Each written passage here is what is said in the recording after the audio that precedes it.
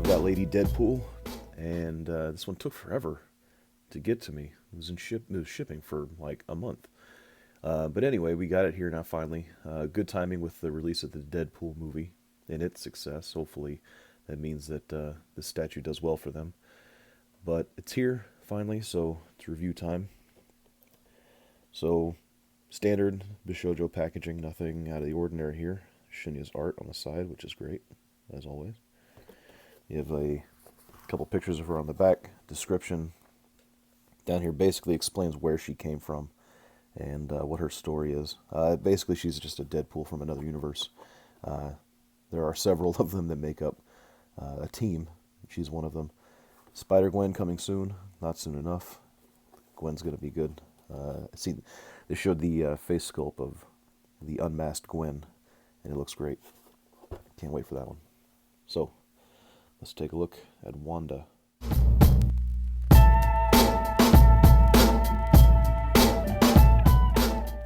Let's take a quick look at the accessories. She comes with a lot, probably more than any other Bishoujo that I can think of. Swappable parts, I should say. There's the grenade. Grenade has a peg in it. The peg's into her hand, and I suppose you have the option to display her without it. I don't know if you don't like grenades or something. She looks okay without it in her hand. The hole's not really that obvious. But there's that. There's the alternate head. And ponytail. Ponytail is a cut peg, so it only goes in one way. Takes a little doing. There's no really easy way to grab it, the way it's shaped, so it makes me a little nervous. I don't know. I feel like you have to push on it pretty hard to get it to go in all the way. That's good enough. Alright, and then the other hand holding the mask for the unmasked head to hold, or not, which is nice. It's you could have her just pointing like she is, or you can swap that hand out with the mask. So lots of options with her. She also comes with some very probably unnecessary but instructions. It's nice that they add them. It's better than if they didn't, but shows you your options and how to go about it. Alrighty. Alright, so here she is. Let's start by taking a look at the illustration. So illustration's great. I really like it. Of course, Shinya Yamashita is the artist that does the illustrations that all these statues are based on. I think it's a very, very strong representation. I know I don't have the masked head on right now, but it's almost perfect.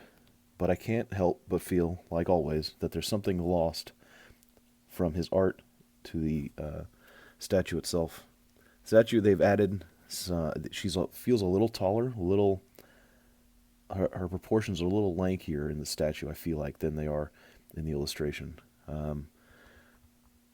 They're very similar, but she's, the finished statues tend to be, and she's the same way, a little more exaggerated than the illustration. Sometimes for me, sometimes it works out well, and they made good changes, and sometimes I prefer the illustration. I think I prefer the illustration in this instance. I think I'm going to start a change.org petition to get Shinya Yamashita to learn ZBrush, and so that he can just create the sculpts himself. Because, man, I feel like if they could just nail it, I would prefer it. But it's a matter of preference, and I think that they came very, very close on this one. Just the proportions feel a little different. Now, as far as the figure itself goes, I don't know about the pose. I like the pose. I'm not really sure what you do with a Lady Deadpool pose. You could do something funny that wouldn't really fit in, I don't think, with the line. You could do something like maybe somehow fourth wall breaking. I don't know what that would be. Probably also wouldn't fit in the line, but I think what we got is pretty nice. I think I would have preferred that she was, I don't know, just a little curvier. Um, it's not bad for sure. I really like this statue, but I feel like just a little more would be nice. Maybe to fill out this section here or something. Um, but overall, pretty good. I think they did well here.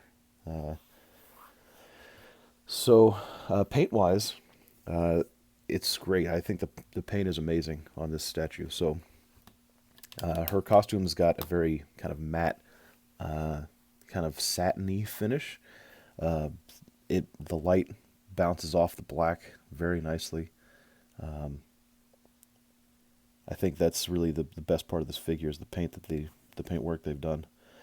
So as far as her head goes, let's go ahead and pull it off for illustration illustrative purposes. Um, Eyes are very nice, painted well. They seem to have the same focal point, which is a big deal for me. They look like they're looking in the same direction, both eyes. Eyebrows done well, nothing crazy about them. Eyelashes look good as well. I noticed that they use a slightly different lipstick than they've been using. The last ones have had kind of a metallic, kind of sparkliness to it, and this does not. This is just a fairly, a somewhat glossy pink paint. But they've given her a nice kind of hue in her skin tone. Looks good.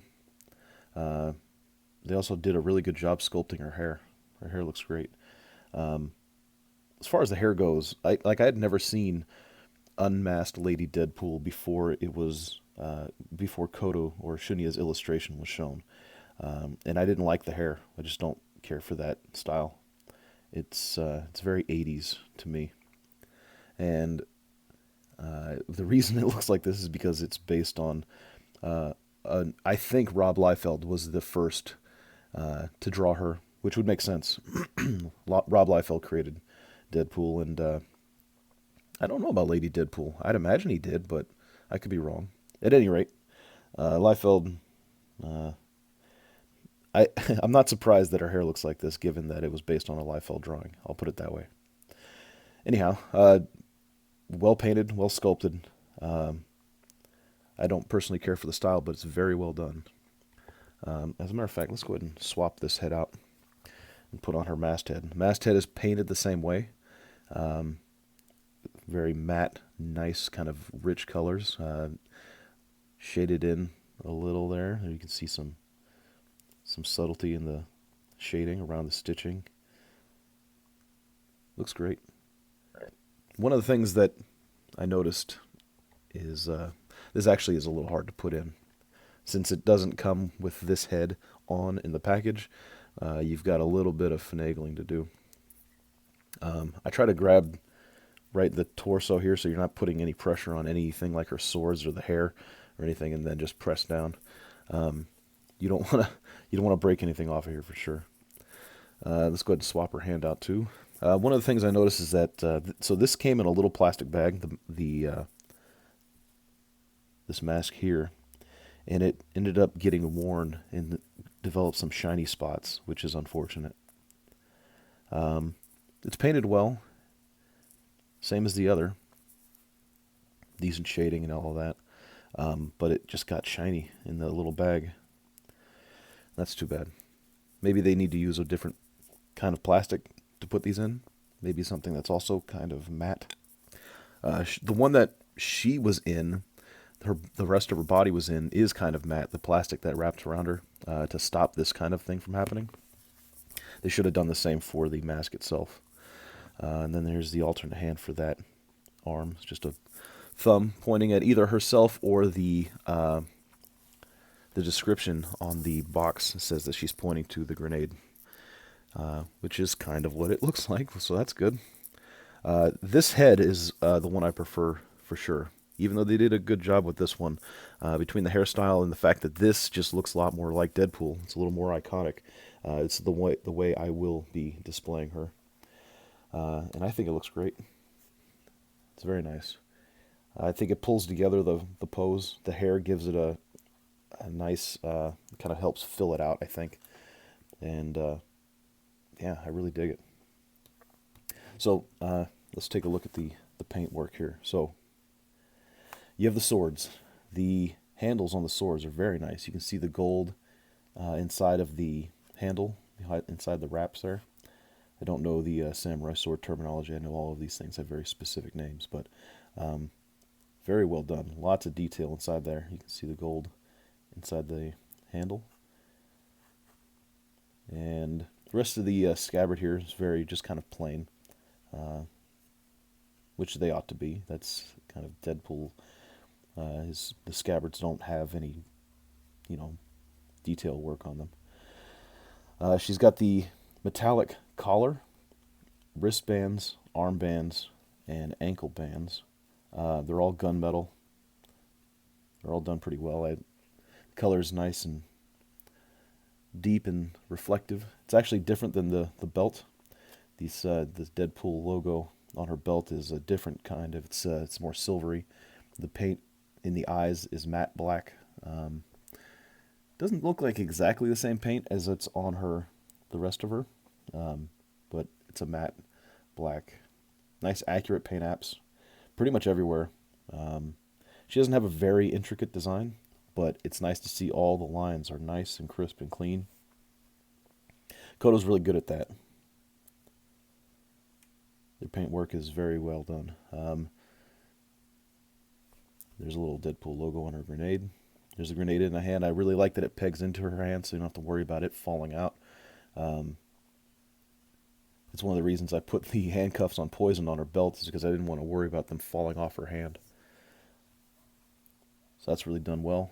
Silver in these straps. The buckle in her armbands is painted in silver accurately. Nice. Well done. The belt, it's got some shading paint shading throughout. Looks pretty good.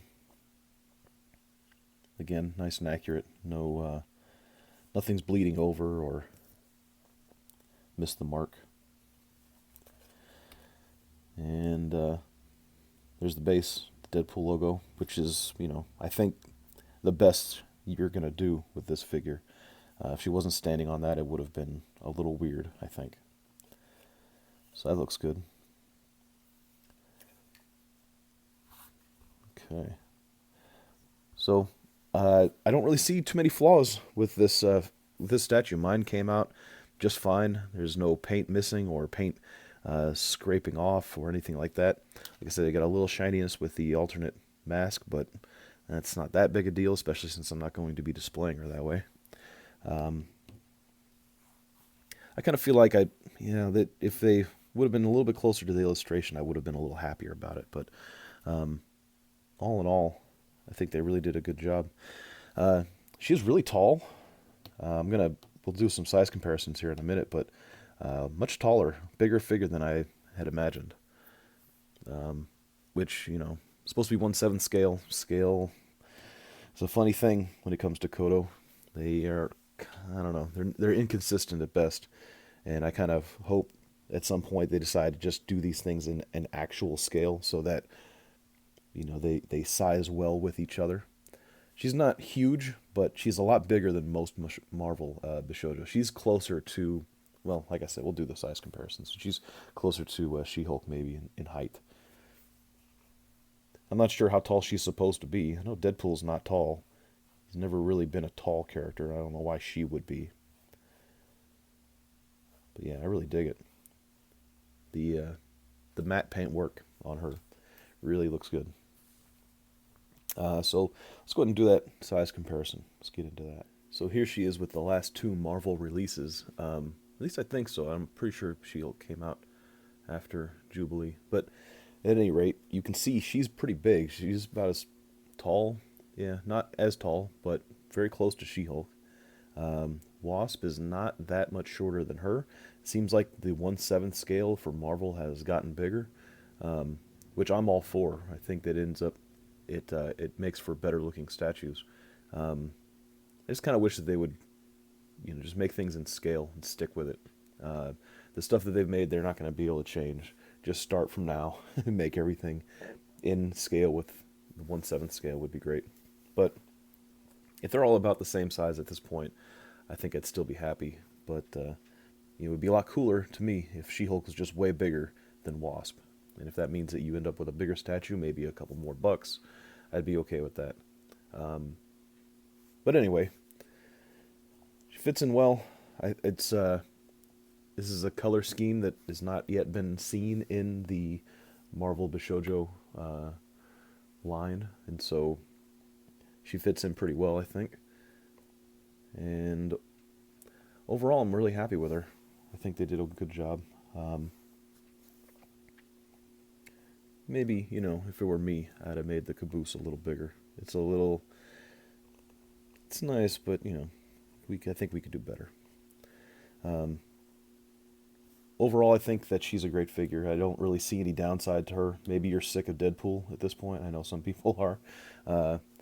I'm not, and definitely not sick of Lady Deadpool. So, not really any downsides to this figure that I can see. I think she's well worth the price. And if you're collecting Marvel like I am, I think she'll look really great on the shelf next to the others. So, thanks for watching. I appreciate it. I've got another Talia Zora for Mass Effect. She's next. So, not sure when exactly I'll be getting around to that. Soon. One way or the other, soon. So, stay tuned for that.